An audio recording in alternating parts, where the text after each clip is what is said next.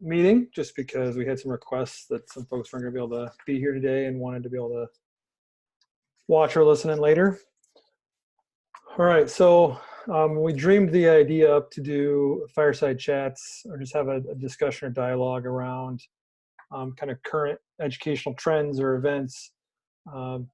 We're just hoping for an opportunity to engage in discussion at a professional level. So I hope that that's what this is a discussion and not just me talking or a couple of us talking, but really getting some conversation going around different ideas and topics. The article from Rick Wormelli is really intended to be a starting point and something to ground the conversation, although it can really go anywhere you guys as an audience or participants want to take it. So that being said, we'll kind of get started. So Rick is, if you're not familiar with him at all, he does a bunch of speaking engagements and has some YouTube videos. He does do some writing, although he's not necessarily a prototypical researcher and not a prototypical writer, but he does do some of that on the side. I think what's interesting about him is his willingness to put himself on the front lines of some pretty heated topical debates in education. If you were to YouTube him, one of the first YouTube videos you're going to find is a speech that he did for Ankeny Community School District. He showed up to like a parent night where they had some parent pushback on some of their standard reference grading initiatives. Which probably would have been 6 or 7 years ago. And there's two videos, each about 45 minutes long, where he basically engages in dialogue with the community around standards-based grading and what its principles are and why it's good for kids. And he does that, and just like he did this article that I had you guys read, where he's writing a letter to the editor to the Forest City newspaper, which I think is very interesting considering Rick's kind of position in the world and his willingness to dialogue with a small town newspaper through letters to the editor. So I found it very interesting that way. With that being said, just kind of maybe open it up for just general comment if you've had an opportunity to read him or read both articles, both letters, I suppose. What stuck out to you as being important? I liked the way he referenced it about how we get evaluated for our performance on our jobs and how are we evaluating kids on their jobs. I thought it was interesting that he commented that Iowa is ahead of other states, and that just kind of made it, I don't know, interesting to me that we're ahead of everybody with standards reference grading. So that made me feel good about what we're doing. Trixie, I felt the same way. This is Jill. I felt the same way about Iowa being mentioned. When I read that too, you don't stop and think about it much, but it's something that I hear about, when we look at this, is that it's initiative, or I had somebody mention to me just a few weeks ago that it was, kind of the popular initiative to be doing right now. And I was like, well, I've been doing this work since 2008. And so I would say that that's 12 years removed now. So that any kind of newness has wore off in that scope. And then to look at, it talks about Iowa being a leader. And you look at some of the most populous districts in the state of Iowa, taking a lead on this. I mean, Des Moines Public Schools is leading the way with a lot of their work they're doing. And by the time you put all that together, there's no doubt that over half the students in the state of Iowa, maybe not half the districts, but over half the students in the state of Iowa are receiving their education in this manner. I thought it was interesting the way he separated behavior from academics. And being as old as I am, I can remember getting report cards like that. I mean, we didn't get A, B, C, D when we were younger. We had things like conduct on our report card. And so it was like grading like this back at the old Catholic school many years ago. But I liked the way he talked about behavior was separate from academics. Deb, you want to chime in a little bit on some of the discussions that have happened over the last 4 or 5 years in terms of where behavior plays a role in academics, at least through Olwine's lens? I'll put you on the spot or anything. Yeah, you did. Well, are you talking about like the universal construct stuff? Well, yeah, kind of where we've landed and how we got there. Yeah, well, I guess I'm not really prepared. I'm not really sure where you're going with that. But as far as it started with the PLCs at the high school, that they needed to have something to work together on. But then if you go back into like Guskey's and really it's mostly Guskey's work, I would say, of the product, process, and progress grades. That's really where I hope that we get to at Olwine, that the product grades are obviously what they're doing per the standards, and then the progress, are they making progress to meet that standard? And then the process grades would be kind of what Diane was just talking about regarding the constructs. Are they able to use those skills effectively throughout that learning process? But I think we've kind of agreed at the district level that, or at ILT type stuff, that we aren't ready for that layer yet. We need to make sure that we have the product layer figured out and are reporting that with fidelity, and then we can bring in the construct grades. The district that my kid goes to, or my kids go to, they have 3 scores. I don't remember, like homework completion, and it's very low level stuff. And I don't want to see ours do that. I want to see ours being more of collaboration score or, communication, that kind of stuff. Yeah, I think that's something that, from the very early on of this process, when you look at the value that a traditional grade has in providing parents feedback on the behavior. I mean, I think there is certainly value there, and anybody that's gone through this work, I think, can recognize that when we start to decouple the behavior from the learning, and you separate the two, and then decide, okay, what's our entry point to get back into the conversation to make it valuable. The learning stuff we have standards for. We know what those are. We've done a significant amount of work. The state definitely gives us those models. And then on the behavior side, you look at the elementary model, and they've given pride scores. I'm sure we have some elementary teachers on here that could talk to us about how they used to do behavior just a year or two ago. What were those tenets that they wanted kids to do in every classroom? Trixie could probably speak to that, just in terms of how they used to give those behavior scores. And when we sat down to try to create, okay, what's the standard behavior we want to see from all kids, they really became compliance-based and low level, and really simple stuff that really is not, you can't even necessarily differentiate between, what's highly appropriate and what's not highly appropriate.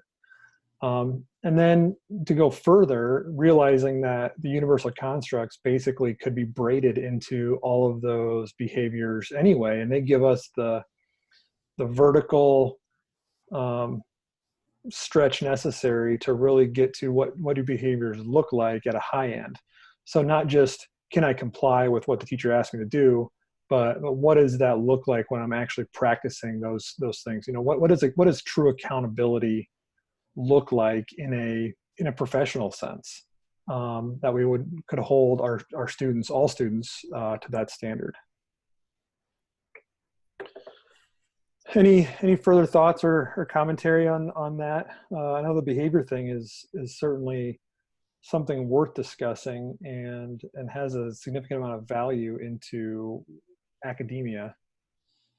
I use the universal constructs in my guidance class, and it's really cool to see the kids really identify where their weaknesses are.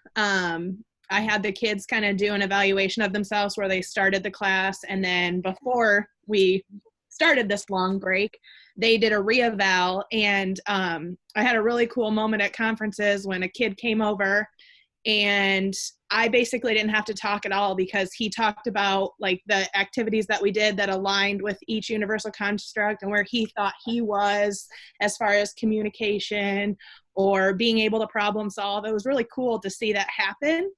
So I think that the kids taking ownership of those behaviors is really important too, and evaluating themselves on it. Because I can evaluate them all I want, but if they aren't recognizing where they're weak or where they're strong, I mean, we can start the conversation, but they ultimately have to make that decision whether they want to grow or not in that area. Yeah, I think kids at a very young age can realize that, what their strengths are and what they do need to work on. And sometimes I do think they're harder on themselves than what they should be with some of those behaviors and such things. So I usually did, like for this conference that we just had, like a self-evaluation. I did not do it this year because we were not focusing as much on that. But I do think with our PBIS and what we have gone to at the elementary level and just talking about the 5 letters of pride has really helped the students understand what is expected of them. And I do think that those universal constructs fit really well with the pride that we've been doing.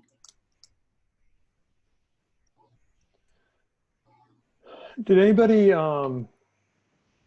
take a hard look at, I think it's the second article where he starts getting into some examples of what learning looks like in a professional sense. And I think that I was inferring the original author of the original letter must have referenced the Winnebago assembly line, and that they need people to show up on time, and if they don't show up on time, they lose their job. Anybody, any comments on any of that, or where grading fits into the quote unquote real world? I really liked the like, you don't take a test for just once, and if you fail it, you're done. Like, if we don't pass something, we take it again. I just did that dependent abuse thing, and if you didn't pass it, you repeated it, and if you didn't get it, then you restudied it. You know what I mean? Like, and that's real world.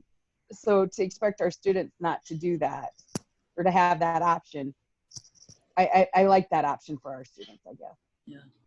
I thought it was interesting that he compared it to the military and said, if it's good enough for the military to be able to retake tests, then it should be good enough for our schools.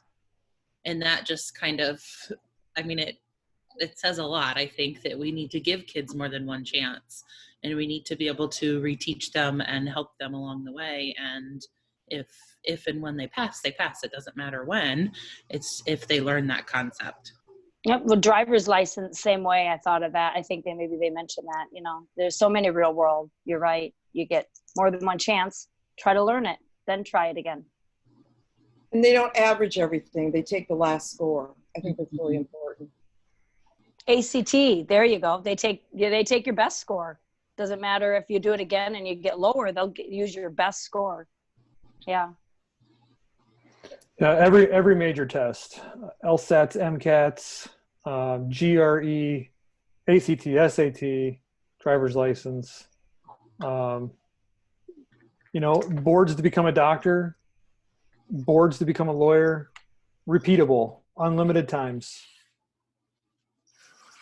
Oh, and I like the statement how if you don't let them reassess, then you're just giving them an out.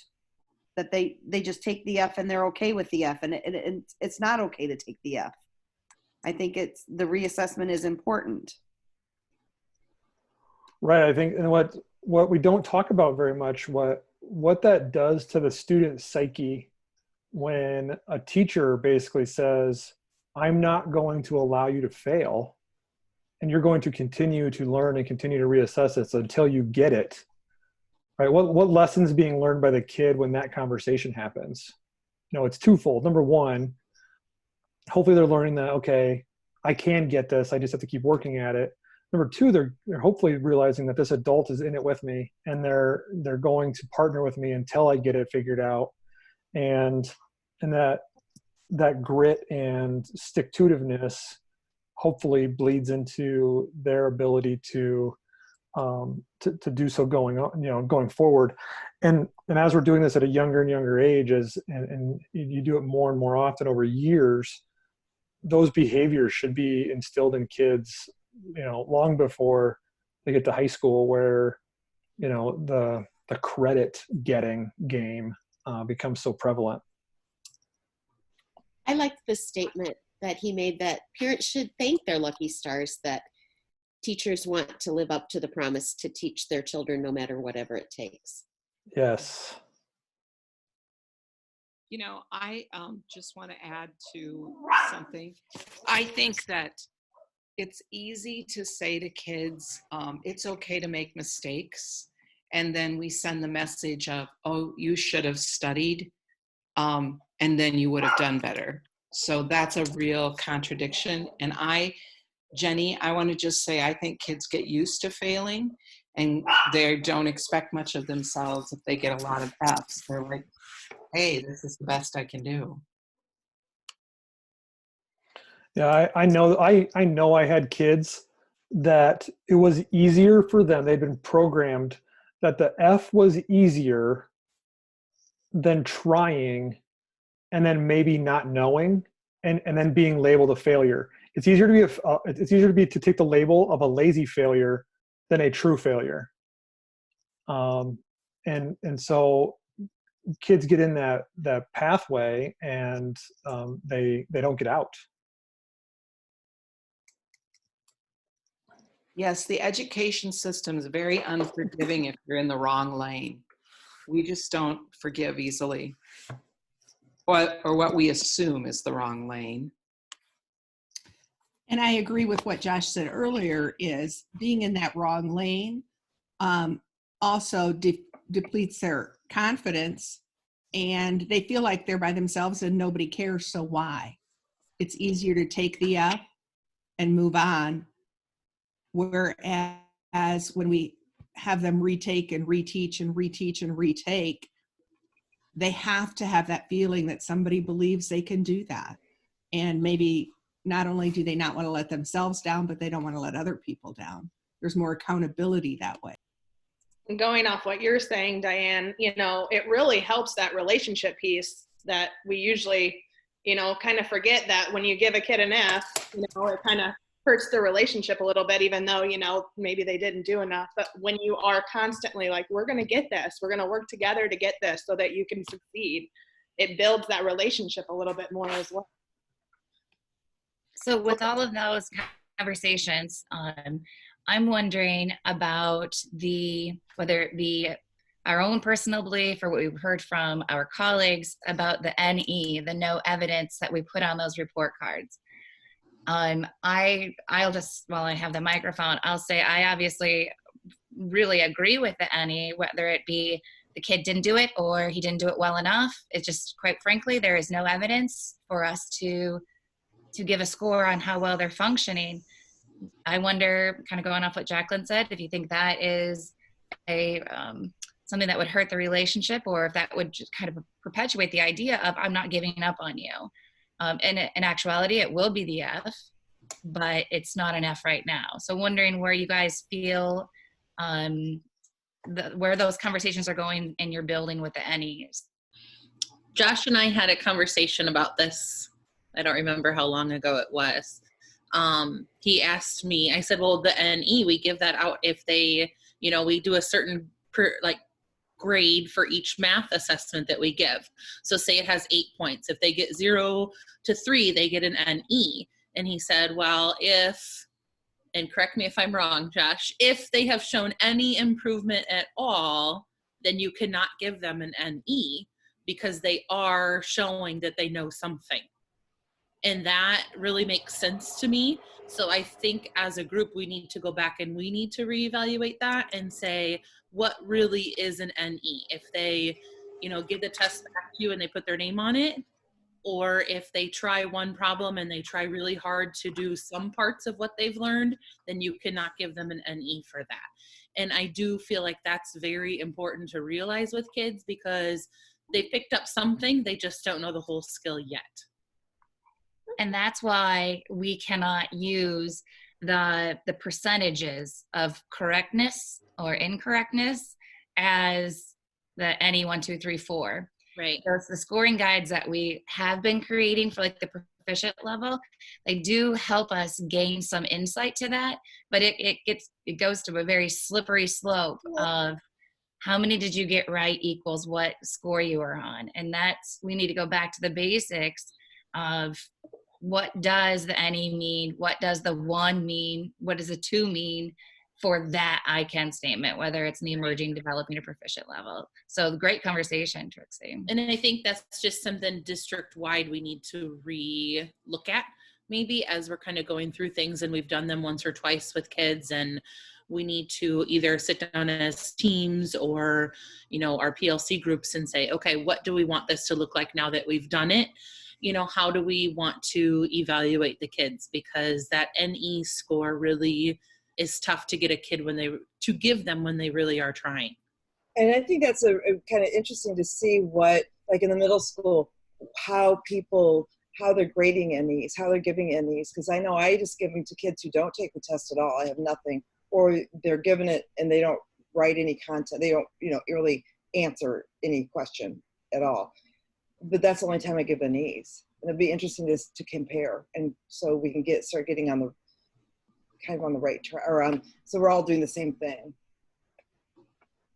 Deb, do you think we need our NEs need to look the same across the board, or Josh, for science, math, ELA?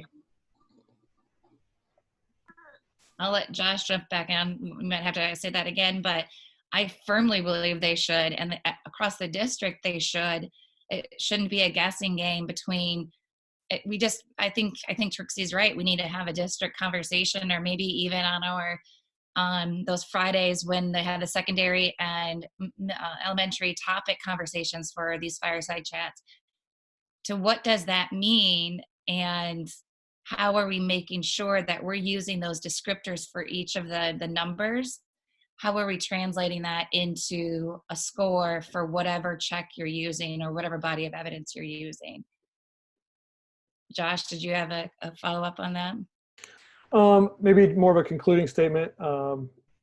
Wormelli's last paragraph of the second letter, just basically the second to last sentence, please do the right thing by our next generation and make sure grades are accurate and undistorted. That is the hard work. And there's a couple different things that make that work hard. Number one, you have to have agreement among the graders.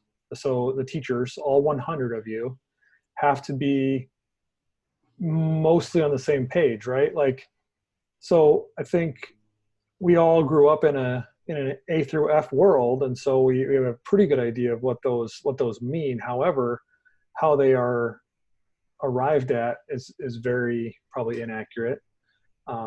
But I think in a new grading world where we use NEs and then 1 through 4s, we have an opportunity and a duty to redefine those with precision.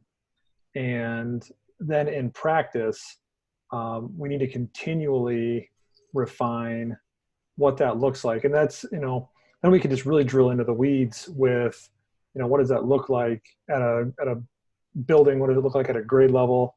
Why are evidence-based practices so important when it comes to grading rubrics, and what are we using for formative assessments, and are they accurately articulating what's being learned in the classroom? So that assessment piece then becomes, really, really important in terms of what are we receiving for information, data, and then utilizing that to drive our decisions when determining at what level the student is performing.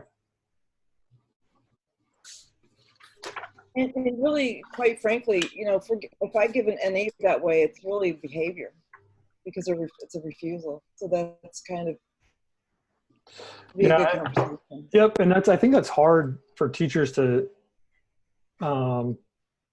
They want a different out, and maybe that's why it's difficult. There's that struggle, right? Because at the NE level, it can either be student has not made an attempt yet because we just haven't gotten there yet, or they've been working on other standards. That's option A.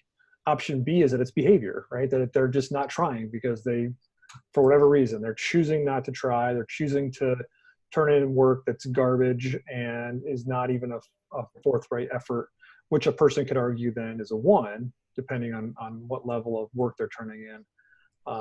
But the bottom line is they're not achieving the learning that we're targeting, and that's where the accuracy becomes so important.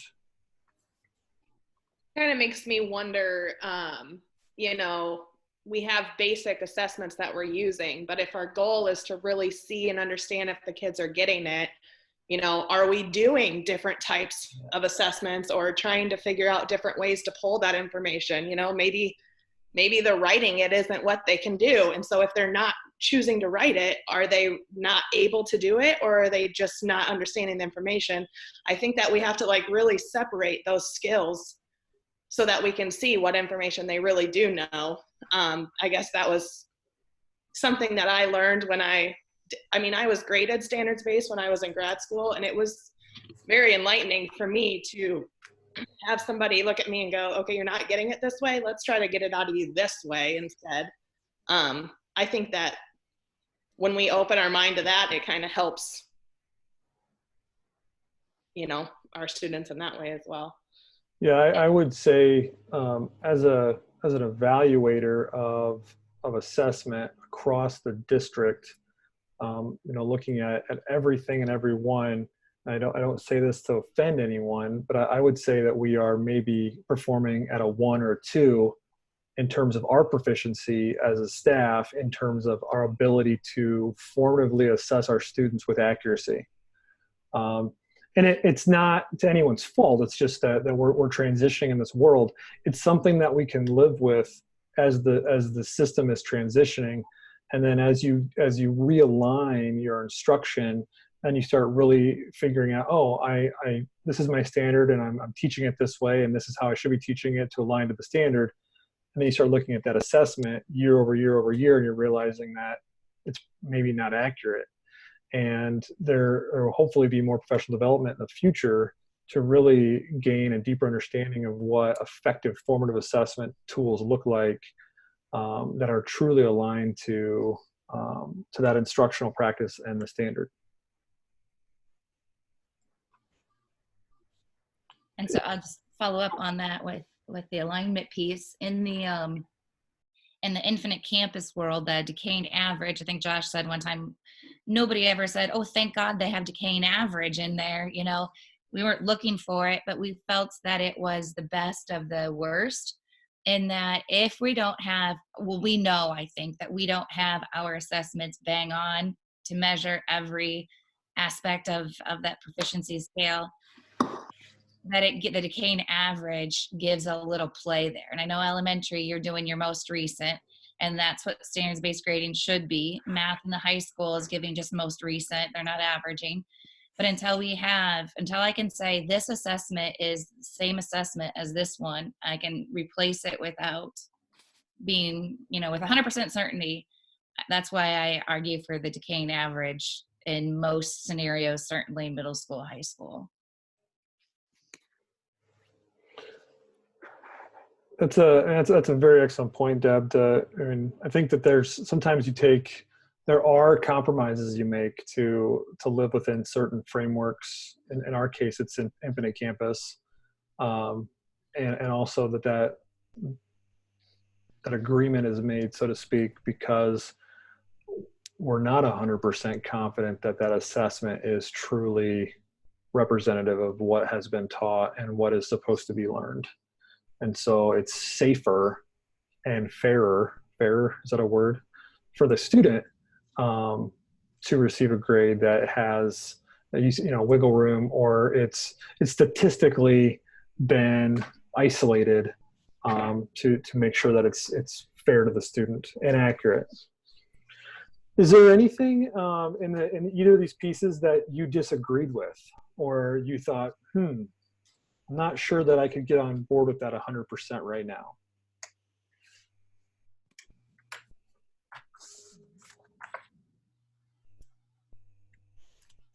I don't ask because I'm looking to argue with anybody. Well, I'll throw it out there. But after I did more reading, I figured out what he was talking about. And I'm trying to figure out if it was the first one or the second one, where he was saying about the research-based or Yeah. evidence-based stuff. So I'm like, wait a second. It's the first one. The first one? Okay. Yep. Now I don't remember if I'm on the first one or the second one. Okay, the January 13th one. Yeah. I can't find it right now. But the idea of it, of making sure that whatever you used, a caution at the worshiping altar. Not all that is effective in raising our children has a research base. But I also wanted to say that our research base, we've talked a lot about with this with a couple of the fourth grade teachers, is our own action research. So even though we might be using something that, or creating a curriculum that nobody has ever used before, our research base is from our classrooms. So in effect, it will provide its own research base if it works or not.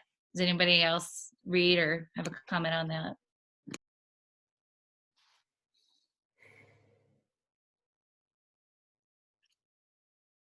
I think that's kind of like him comparing it with riding the bicycle. That's their own action research base. So I think that goes right along with what you're saying, Deb.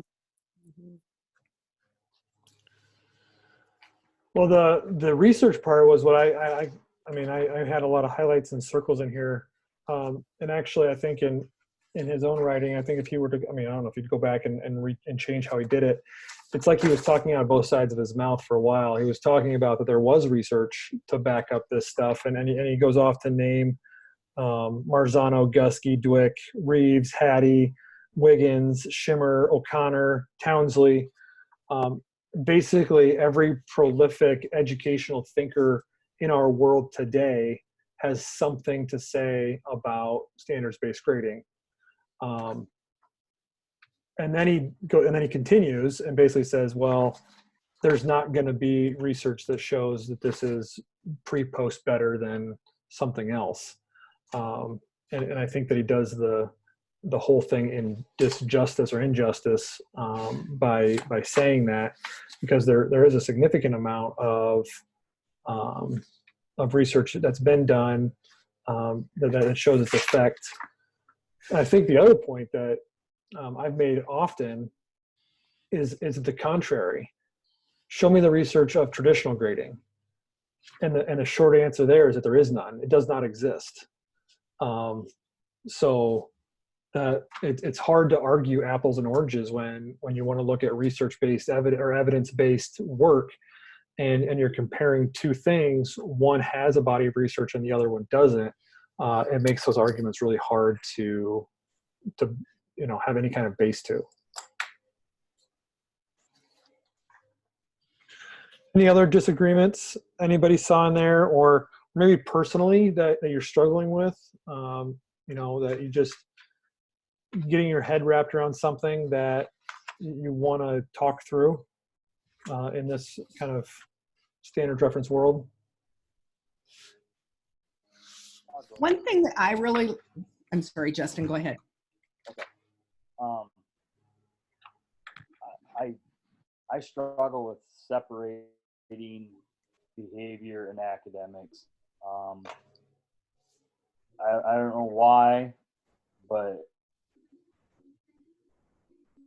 I don't know. I guess to me they're one and the same almost. When you have those behaviors of engaging and collaborating and completing your assignments and being prompt and showing up to work and stuff like that, when you have those behaviors foster better academics. I guess I'm assuming research supports that, and that the behavior produces a better quality academic level, I'm guessing. Like I said, I'm guessing. I guess that I just feel that to me, I feel they work more intertwined. That we have a mixture of both rather than separating them. I know. I don't know. I guess that's just how I kind of feel about it. I struggle with that a little bit. I'm on board with producing, good high quality academics for our kids and stuff. But I guess I just struggle to separate those. We look at what 21st century people want. The community, what the community wants, what businesses want. What we're trying to produce to them. And again, they don't give us necessarily that they want the academics, although again, that's a part of it. And that they already know those skills and stuff when they come. I know, like, I've seen video after video on people that say, like, well, schools never taught me how to do my taxes, right? And like, well, no, but we didn't teach you how to do your taxes, but we taught you how to read. So read the instructions on how to do your taxes, things like that, which are, how to solve your own problems, and especially with the internet at our fingertips now. For most of us, we can do those problem solving skills, I guess. And that's, to me, those are behavior issues and behavior things that we're helping kids to figure out and learn and do to be successful in the work world. So I guess I again struggle on separating those two when I feel they're more locked in with each other than what we tend to, I guess, push out. I don't know. I just want to comment on what I put on there. First, when I put out you're a PE teacher, I didn't want it to go to like the whole gym thing with Molis. I saw Jacqueline laugh. I didn't mean that. But I wondered if your inability to see, or that your, I shouldn't say inability, but you seeing those are so tightly together is because you literally were grading them on their behavior. Even the PE standards today are you collaborating? Are you a team spirit? All of those things. So I wonder if that is your academic world that you were immersed in. And that's what I wondered, if that was a piece of the puzzle. I think with the behavior side, I'm talking about like not turning in work or not dressing out, or, like those kinds of things, the skill versus the will. And the academic on the math side, if he gets an NE for his quiz, well, I don't know if it's a skill or a will issue. So what